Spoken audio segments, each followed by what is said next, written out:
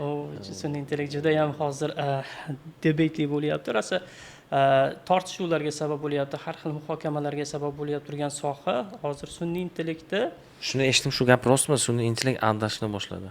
Yolg'on Mana gapirishni. eshitdim. yolg'on gapirish emas, bu sun'iy intellekt hallucination degan narsasi bor. Bu o'zi agar siz bilmasa, o'zi tasavvur qilib bildim deb o'ylaydi-da, ma'lumotlar berib ketaveradi. Hozir bu haqida men bu o'sha sun'iy intellektni yaratishda asosiy hissasini qo'shgan mana Dr. Jeffrey Hinton degan inson bor, Google'da ishlab, keyinchalik Google'dan ketgan shu.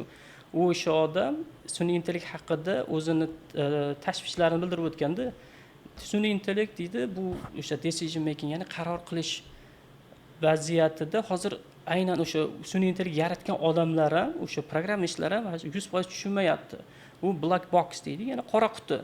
O'sha oxirgi final qarorni, ya'ni umumiy oxirgi qarorini nimaga asoslanib beryapti turganligini ba'zi bir vaziyatlarda bilmaydi bular hali.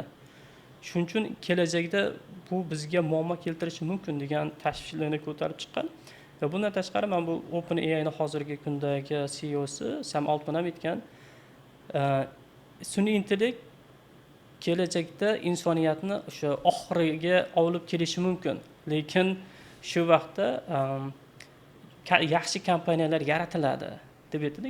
Ya'ni startup kompaniyalar yaratiladi, lekin kelajakda sun'iy intellekt bizni o'sha humanityni tomon bo'lishiga olib kelishi mumkin degan o'zini